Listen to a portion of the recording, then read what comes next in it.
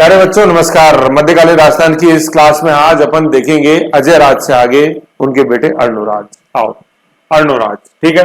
अर्णोराज का काल अपन देखते हैं 1133 से शुरुआत है और 1153 तक है। 1133 से 1153। 1133 में अपन ने देखा था इनके पिता कौन, अजय राज सेकंड, वो कहाँ चले गए, वो पुष्कर चले गए, है ना, ब्रह्म संन्यास आश्रम, ठीक है। और 1133 में फिर बाद में मतलब अजमेर चले जाते हैं और फिर पुष्कर अजमेर की तो स्थापना की थी, पुष्कर चले जाते हैं और फिर वही उनका निधन होता है, ठीक है। तो 1133 में अगले शासक कौन बने अजमेर के, कौन, उनके पुत्र अर्णोराज। तो अर्णोराज के पिताजी कौन हो गए, अजय राज, ठीक है। 33 से 53 इनका काल है। नेक्स्ट नाम इनका मिलता है अन्ना जी, है ना, अन्ना सागर लेक, अन्ना जी, ठीक है। तो दूसरा नाम अन्ना जी, अर्णो अन्ना।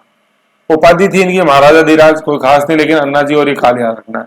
नेक्स्ट मंदिर जो इन्होंने मंदिर बनाया, एक तो पंच मंदिर बनाया अजमेर में, दूसरा पुष्कर में आदि वरा या विष्णु मंदिर बनाया। वरा जो होता है ना, वरा वो विष्णु का ही अवतार है ना। जैसे कोई भी अपन बोलते हैं जिसमें स्वर लास्ट में स्वर आए वो तो शिव मंदिर है कि नहीं, ऐसे।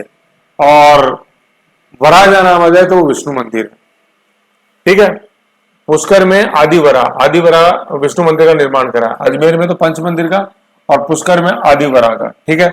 फिर इस आदिवरा का मंदिर जो पुष्कर में निर्माण हुआ उसका जीर्णोद्धार मतलब रिकंस्ट्रक्शन किसने करवाया, महाराणा प्रताप वही हल्दी घाटी वाले, उनके भाई समर ने, ठीक है। महाराणा प्रताप के भाई समर ने उसका जीर्णोद्धार कराया। और इसी मंदिर की मूर्तियों को पानी में किसने फिकवा दिया, मुगल बादशाह जहांगीर ने, ठीक है ना। ऐसे शराब पी के हमेशा मदहोश रहते थे तो उनको पता नहीं था किस मंदिर की मूर्तियां फिकवा रहे हैं, वो भूल गए थे।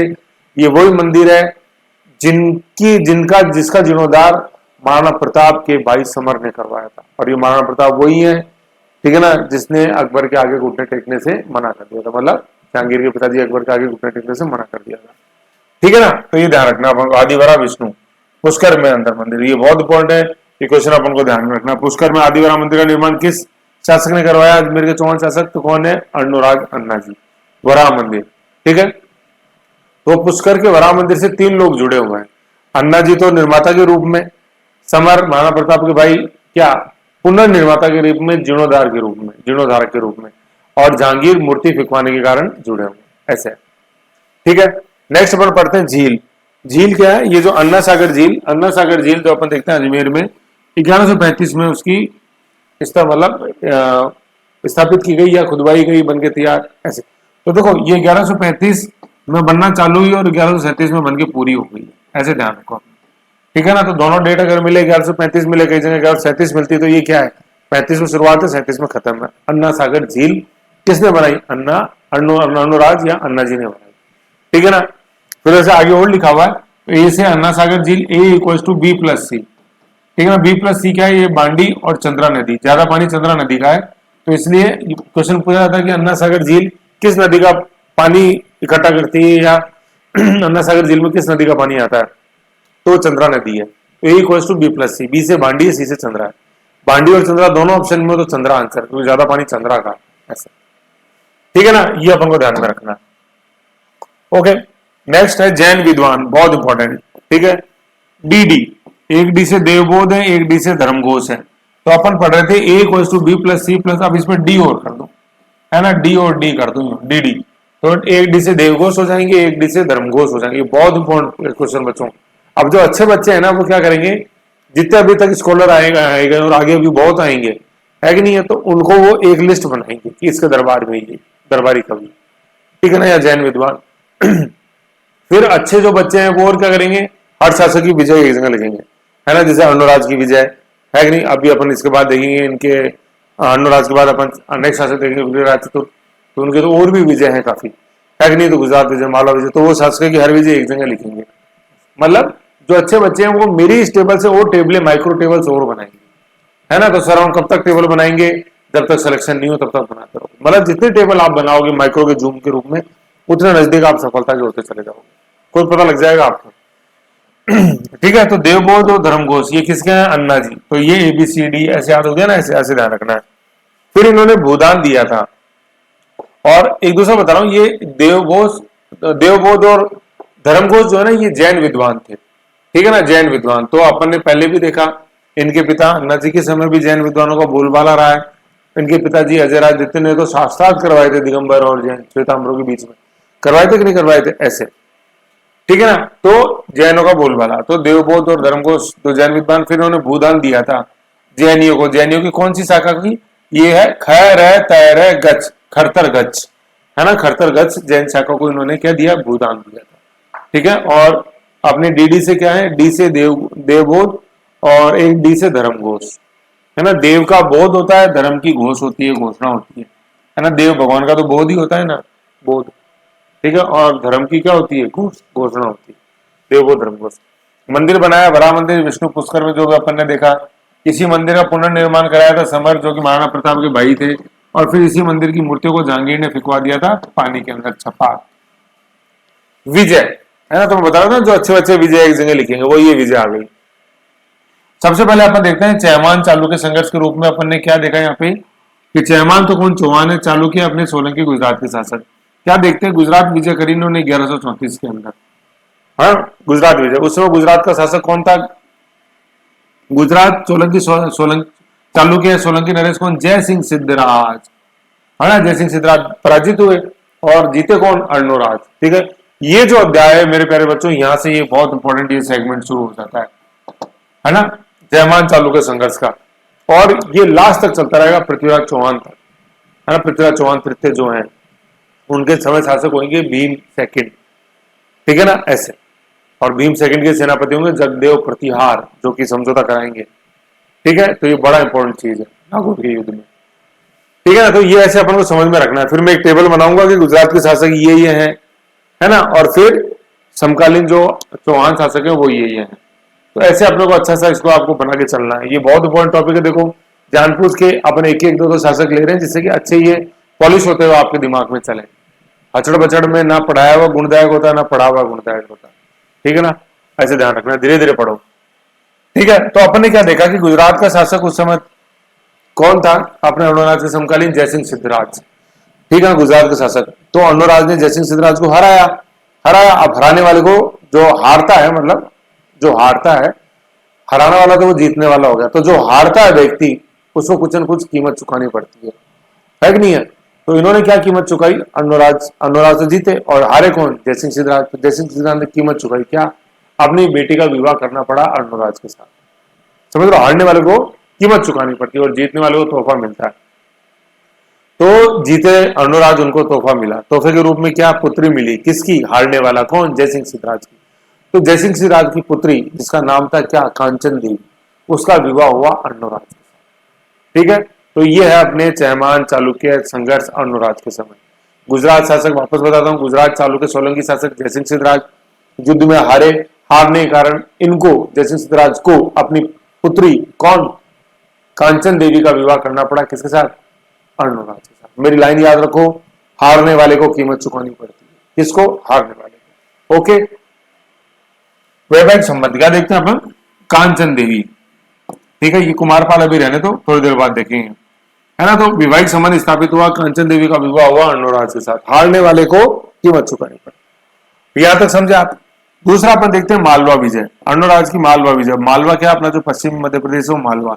उस समय मालव नरेश थे नरवर्मन, वो भी पराजित हुए। जैसे जयसिंह सिद्धराज पराजित हुए अर्णोराज से, वैसे मालव नरेश नरवर्मन भी पराजित हुए, नर, है ना। फिर चित्तौड़गढ़ विजय भी इन्होंने करी। तो ये विजय किसकी है, तीनों विजय किसकी आई, ये तीनों विजय आई अपने अर्णोराज अन्ना जी की। गुजरात विजय, मालवा विजय, चित्तौड़ विजय। राजस्थान का अपन जैसे मैप देखते हैं, बनाया करो बार बार, जितनी बार हो सके उतनी बार बनाओ। थोड़ा सा आउट हो गया, ये तो ये कर लो, है ना।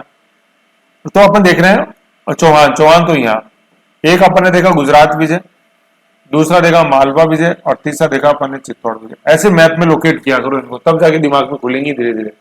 गुजरात विजय जयसिंह सिद्धराज, मालवा नरेश नरवर्मन और चित्तौड़ शासक, है ना। चित्तौड़ में भी ऐसा कोई इंपॉर्टेंट वेल नोन अपन को नहीं इसमें ध्यान, और ना उसे पढ़ना है, समय समय में आपको सब बता दूंगा उसे, जो अपन पढ़ेंगे, ठीक है। तो ये तीन विजय है अर्णोराज की, अन्ना जी की। सबसे इंपॉर्टेंट जयसिंह सिद्धराज, कांचन देवी। अब अपन पढ़ते हैं पत्नियां, है ना, पत्नियां, एक से ज्यादा पत्नियां। तो दो तो इनकी वेल नोन पत्नियां हैं।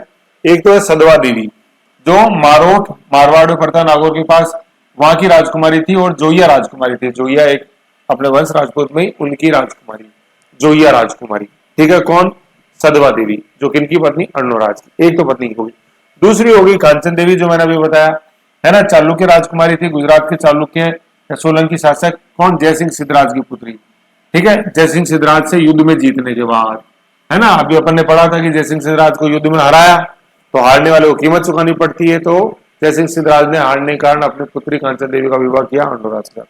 हारने वाले को कीमत चुकानी पड़ती है। ठीक है, तो इस बार हारे जयसिंह सिद्धराज, तो गिफ्ट में पुत्री मिलने की बारी थी जीतने वाले अर्णोराज। समझ गए यहाँ? तो दो अपन ने रानियां देखी, सदवा देवी देखी और कांचन देवी देखी। सदवा देवी सीनियर थी, ठीक है, सहसे सदवा सहसे सीनियर, ठीक है, और कांचन देवी जूनियर। फिर एक रानी का नाम और मिलता है, लेकिन वो रानी का नाम विवादास्पद है। लेकिन कहीं अगर क्वेश्चन में आपको मिले तो आपको पता होना चाहिए मैंने कहां पढ़ी थी। ठीक है ना, लेकिन ये विवादास्पद है। तो रानी का नाम है क्या? देवल देवी। और ये कौन थी? गुजरात के चालुक्य सोलंकी शासक सोलंकी नरेश कुमार पाल की बहन, जिसका विवाह हुआ अर्णोराज के साथ। लेकिन ये क्या है? ये डाउटफुल है। ठीक है, तो आप तो बस ये देवल देवी का नाम ध्यान रख लो कि ये कौन थी? ये बहन थी कुमारपाल की। और कुमारपाल कौन थे? जयसिंह सिद्धराज के दत्तक पुत्र थे। जयसिंह सिद्धराज की खुद कोई संतान नहीं थी, तो जयसिंह सिद्धराज के दत्तक पुत्र थे कुमारपाल, उनकी ये बहन थी देवल देवी। ठीक है, लेकिन ये विवादास्पद है कि ये रानी थी या नहीं थी। लेकिन दो में कोई कंफ्यूजन नहीं है।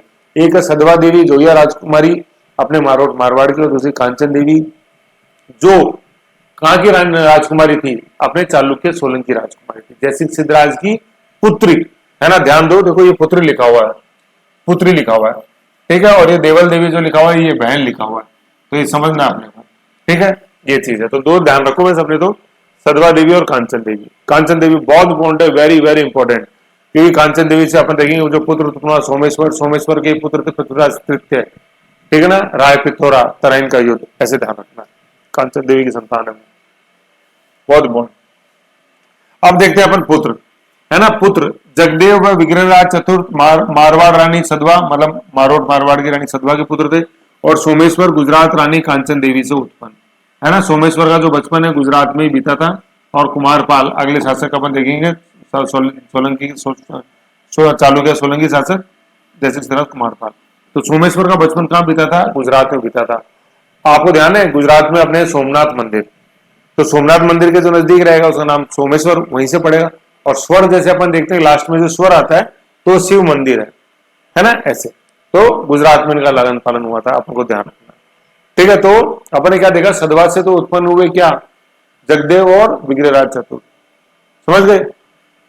जगदेव और ये जगदेव और विग्रहराज चतुर्थ किससे? सदवा से, तो जो कि मारोट की राजकुमारी। और कांचन देवी से कौन उत्पन्न हुए? पुत्र संतान सोमेश्वर। थोड़ा कंफ्यूजन हो गया सर, मुझे पता है कंफ्यूजन हो गया, इसीलिए कंफ्यूजन का इलाज अपन ने यहां कर रखा है। देखो यहाँ पे आप टेंशन ही मत करो, हर मर्ज की दवा है अपने पास। आपका काम है मानना मेरा कहना और आगे पढ़ना। वैसे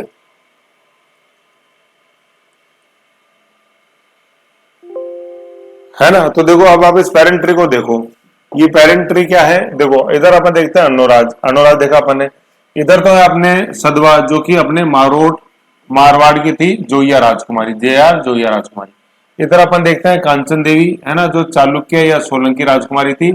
और पुत्री किसकी थी? जयसिंह सिद्धराज की। ठीक है, जयसिंह सिद्धराज। ठीक है, तो अर्णोराज और सदवा की संतान थी जगदेव और विग्रहराज चतुर्थ।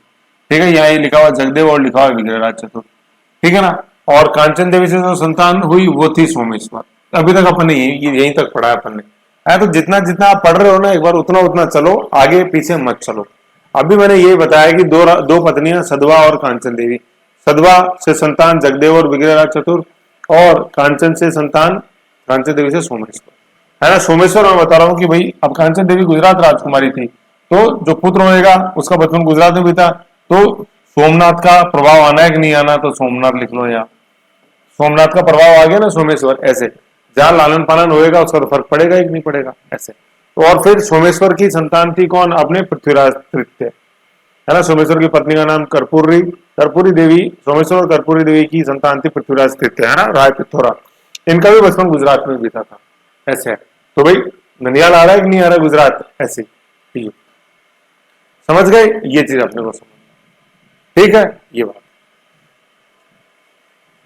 कांचन देवी के संतान सोमेश्वर, सोमेश्वर की संतान पृथ्वीराज तृतीय, और पृथ्वीराज तृतीय की संतान गोविंद चतुर्थ, ऐसे ध्यान। बाकी अभी तो सिर्फ यहां तक मैंने बताया आपको, सदवा देवी, जगदेव और विग्रहराज, कांचन देवी और सोमेश्वर, ऐसे ध्यान, ठीक है ना। अभी आगे अपने मत पढ़ो, समय समय मैं सब बता दूंगा आपके लिए, यही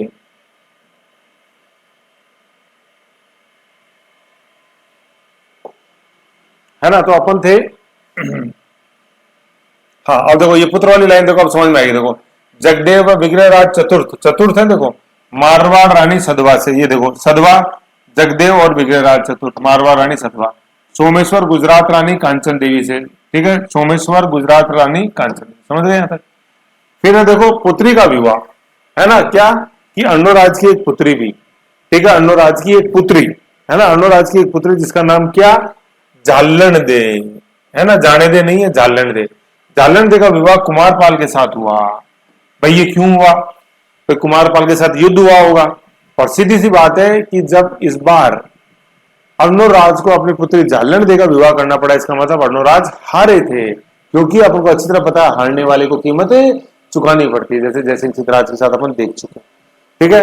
तो जयसिंह सिद्धराज के साथ युद्ध में तो अर्णोराज जीते थे, लेकिन जयसिंह सिद्धराज का जो उत्तराधिकारी था, पुत्र नहीं उत्तराधिकारी, कुमारपाल, चालुक्य नरेश, उससे अर्णोराज युद्ध में हार गए। हारने वाले को कीमत चुकानी पड़ती है, तो कीमत इस बार चुकाने की बारी थी अर्णोराज की, तो अर्णोराज ने जालन दे, अपनी पुत्री जालन दे का विवाह कुमारपाल के साथ, ठीक है। ये सब ध्यान रखना अपन को बहुत, दोनों अपनी पुत्री की शादी कर रहे हैं, जयसिंह सिद्धराज की पुत्री कांचन दे, अर्णोराज की पुत्री जालन दे, ऐसे, ठीक है ना। इसलिए बार बार ये लाइन बोल रहा था मैं, क्या, हारने वाले को कीमत चुकानी, ओके। विवाह कुमारपाल से, है ना, कुमारपाल से 1150 में युद्ध में हारने के बाद अर्णोराज, है ना, हारने वालों की कीमत चुकानी पड़ती।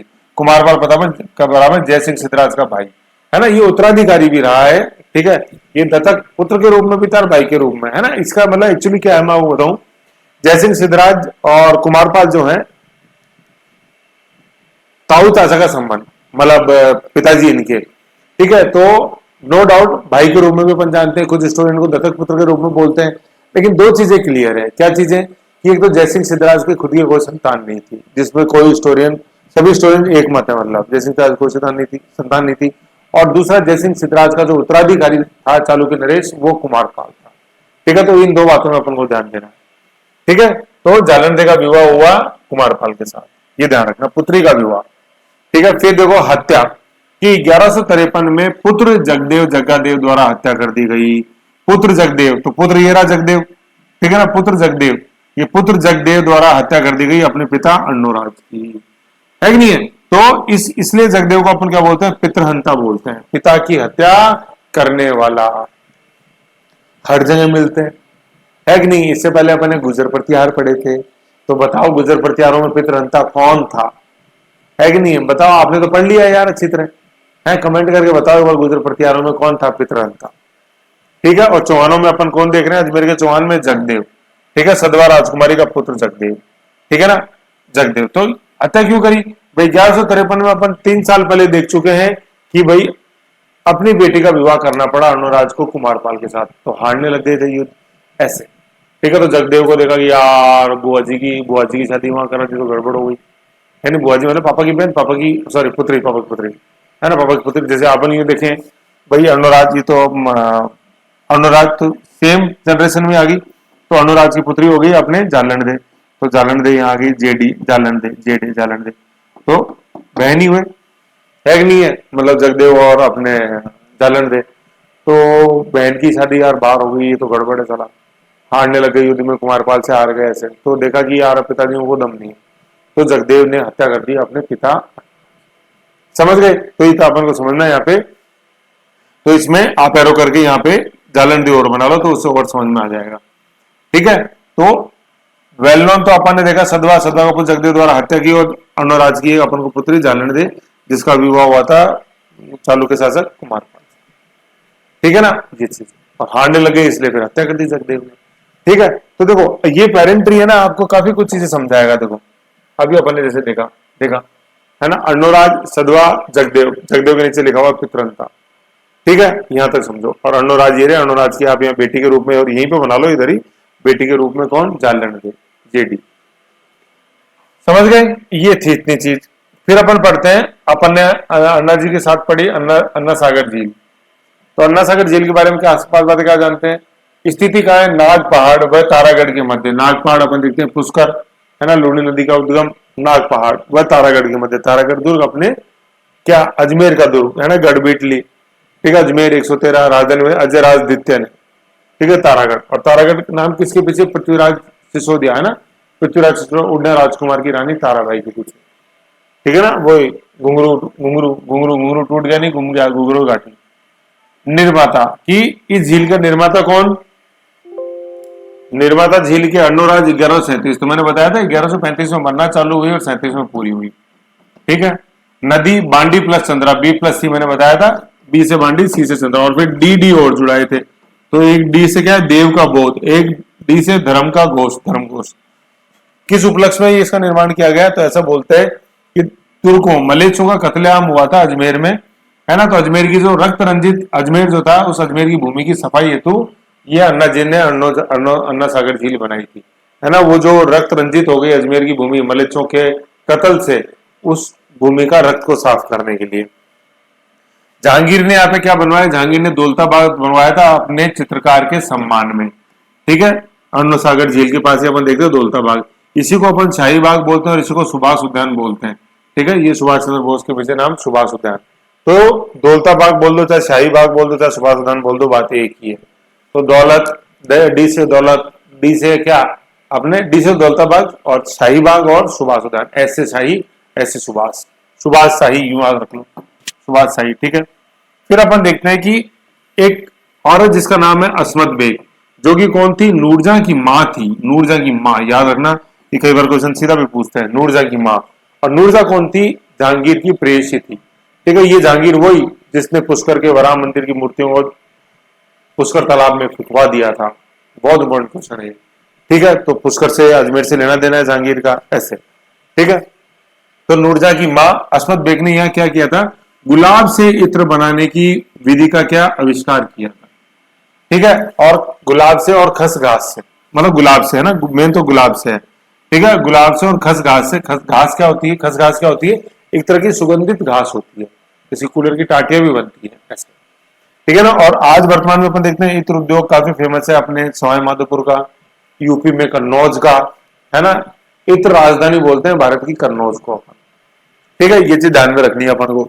तो नूरजहां की मां अस्मत बेग ने गुलाब से इत्र बनाने की विधि का आविष्कार कहां किया था, अपने कहा, अन्ना सागर झील के पास किया, ऐसे, ठीक है, अस्मत बेग, ओके। ये अपन को ध्यान में रखना है। और जहांगीर, अस्मत बेग अपन को मतलब इस अन्ना सागर झील के पास जो अपन देखते हैं दौलताबाग, यहीं पे, ठीक है ना। तो नूरजहां, कई बार सीधा आता है कि इत्र बनाने की विधि का आविष्कार किसने किया था, तो अस्मत बेग ने। एक क्वेश्चन पूछते हैं, नूरजहां की माँ का नाम क्या था, अस्मत बेग। अस्मत बेग ने इत्र बनाने की अवधि का आविष्कार कहाँ किया, अजमेर में किया। किस बाग में, दौलताबाग में, क्योंकि भाई जब तक जहांगीर थे तब तक तो नाम दौलताबाद ही था।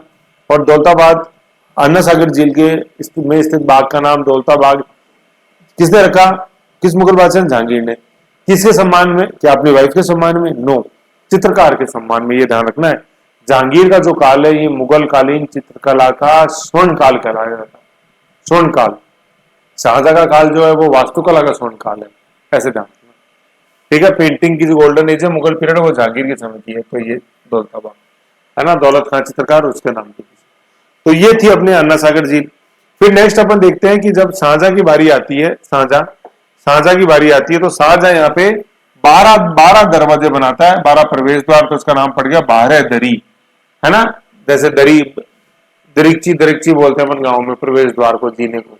तो 12 दरी के 12 प्रवेश द्वार बनाए यहाँ पे अन्ना सागर झील में, तो इसलिए इसको बोलते हैं 12 दरी। किसने बनाए, शाहजहां ने, ठीक है। तो अपन जैसे देखते हैं अकबर के पुत्र जहांगीर दौलताबाग आ गए। फिर बाद में अपन जैसे देखते हैं जहांगीर के पुत्र शाहजहां, तो शाहजहां ने 12 दरी बना दी, और शाहजहां के पुत्र औरंगजेब, ऐसे, ठीक है। ये ध्यान में रखना। तो ये देखा अपन ने सारा किसके, अन्ना सागर झील। तो अन्ना सागर झील का नाम किसके पीछे पड़ा हुआ, अन्ना जी के पीछे पड़ा हुआ है।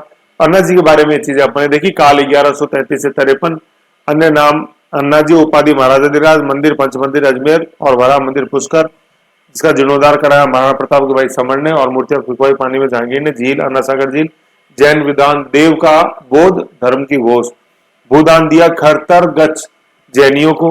विजय गुजरात शासक जयसिंह सिद्धराज को हराया, बदले में जयसिंह सिद्धराज ने हारने के कारण जयसिंह सिद्धराज ने अपनी पुत्री कांचन देवी का विवाह किया, किसके साथ?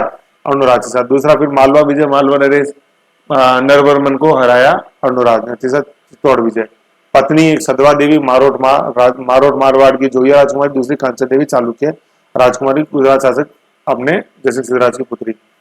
विवादास्पद देवल्दी जो कुमारपाल की बहन थी, विवादास्पद है।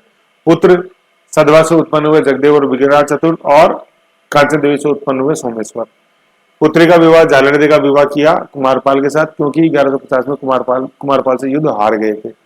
हत्या कर दी इनके पुत्र 1153 में पुत्र द्वारा। पुत्र कौन? जगदेव, इसलिए जगदेव को बोलते हैं अपन पितृहंता, है ना, चौहानों का। चौहान जगदेव चौहान चौहानों का पितृहंता। पितृहंता का मतलब जो अपने पिता की हत्या कर दे, ठीक है ना। जैसा आप अभी कमेंट में बता रहे हो मेरे को कि गुजर प्रतिहारों में सर ये पितृहंता था, ऐसे बताओ, समझ गए? ये है। फिर आपने पेरेंट ट्री देख लिया, अर्णोराज सदवा से जगदेव और विग्रहराज चतुर्थ, कांचन देवी से सोमेश्वर। अभी तक यही पढ़ो, फिर जब आगे पढ़ेंगे सब मैं बता दूंगा, ठीक है। अन्ना सागर झील अपन ने पढ़ लिया। नागपाड़ी व तारागढ़ के मध्य, तारागढ़ वही गढ़वेटली है कि नहीं, ऐसे मिरान साहब घोड़े की मजार। अर्णोराज 1137 में 35 से शुरू हुआ, 37 में खत्म हुआ। नदी कौन सी? B+C, बांडी प्लस चंद्रा। और DD देवबोध धर्मघोष। तुर्कों का आयोजन क्या था? तुर्कों के कत्ल से जो रक्त रंजित अजमेर भूमि उसको साफ करने के लिए जहांगीर ने दौलताबाग उद्यान बनाया अपने चित्रकार दौलताबाग के दौलत खां के सम्मान में। इसी को बोलते हैं शाही बाग, इसी को बोलते हैं अपन सुभाष उद्यान। असमत में कौन? अपने नूरजहां की माँ, जिन्होंने यहीं पे गुलाब से इत्र बनाने की विधि का आविष्कार किया। और खसघाट से वर्तमान में इत्र उद्योग अपन फेमस देखते हैं सवाई माधोपुर में। शाहजहां ने यहीं पे 12 दरवाजों का निर्माण करवाया। समझ गए ये चीज? तो ये अपन ने देखा मेरे प्यारे बच्चों, शॉर्ट एंड स्वीट अर्णोराज। अब अपन नेक्स्ट देखते हैं विग्रहराज चतुर्थ। तो पहले तो बताओ विग्रहराज चतुर्थ थे कौन? अभी जैसे अपन ने देखा कि मारोट मारवाड़ राजकुमारी, सदवा देवी और अर्णोराज की संतान। समझ गए? अभी देखा ही जस्ट।